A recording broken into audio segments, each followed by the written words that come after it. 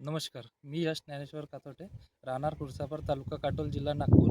मी या ठिकाणी पेरू या ची लागवड केली आहे. ही व्हेरायटी पिंक तैवान म्हणून व्हेरायटी आहेत. हिची लागवड मी साधारण एक 7-8 महिने झाले आहेत. तुम्ही बघू शकतात की 8 महिन्याचे हे झाड झाले आहेत. याची एकदम उत्तम प्रमाणे ग्रोथ त्या ठिकाणी झालेली आहे. आपण पाहायला गेलं तर याची लागवड हे 7x4 वर मी या ठिकाणी केली आहे व सिंगल लॅटर्सवर ड्रिप टाकले आहेत. आपण मोठं झाल्यावर डबल लॅटर्स पण टाकणार आहेत, पण आता सध्या सिंगल याच्यावर चालू आहे. बाकीच्या याच्यात पाहणं झालं, संत्रा मोसंबी पाहिलं झालं तर एक 5-6 वर्षाला त्या ठिकाणी आपल्याला पीक घ्यावं लागतं.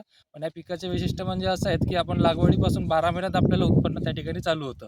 त्याच्यामुळे आपल्याला एकदम फायदेशीर व चांगल्या प्रकारे या ठिकाणचे उत्पन्न पेरूतून या ठिकाणी आपल्याला भेटू शकते. साधारण एक उत्पन्न बघायला गेलं की एका झाडाला आपल्याला पहिल्याच वर्षी 15 ते 20 किलो या ठिकाणी फळ या ठिकाणी आपल्याला मिळू शकतं.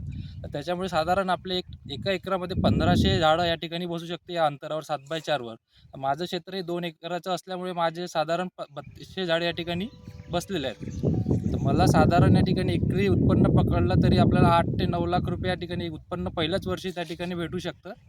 त्यामुळे बाकीच्या पिकाच्या तुलनेत संत्रा झालं, मोसंबी झालं, ते एक तर वेट करावं नाही लागत आणि त्याच्यामुळे आपलं हिचं जे पीक आहे ते आपल्या हातात असते. याची म्हणजे छाटणी करावं लागतं. आता साधारण एक एक पुढल्या महिन्यात किंवा त्याच्या पुढल्या महिन्यात आपण त्या ठिकाणी याची पूर्णपणे छाटणी करून घेऊया. त्याच्यानंतर आपल्याला याची फळ लागणार आहेत. फळ लागल्यानंतर छाटणी केल्यानंतर साधारण एक 2 महिन्यानंतर आपल्याला फळ हार्वेस्टिंगला येतं.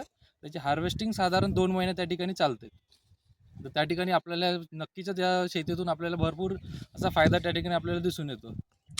तसं आपण लागवड झाल्याबरोबर त्या ठिकाणी याला पहिल्याच एक 8 दिवसामध्ये आपण ह्युमिक सोडलेलं आहे. त्याच्यानंतर 15 दिवसांनी आपण 19-19चं आपण त्या ठिकाणी वॉटर सोल्युबल खत सोडलेलं आहे. त्याच्यानंतर एक महिन्याने आपण 19-19 त्या ठिकाणी सोडत गेलेलो आहेत.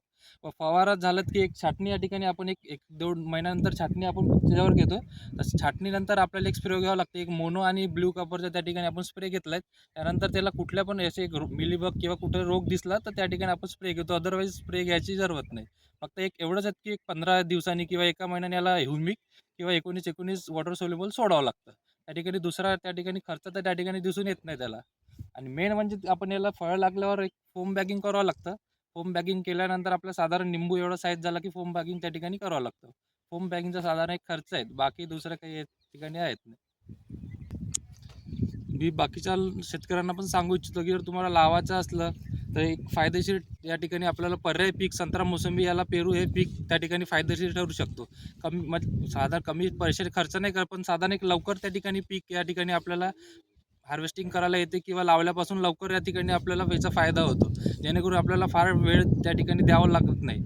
फायदेशीर पीक असल्यामुळे आपल्याला केव्हा पण हे पीक पुरवठे त्या ठिकाणी तुम्हाला रोपं वगैरे लागले किंवा काही गाईडन्स लागला तर आम्ही त्या ठिकाणी तुम्हाला नक्की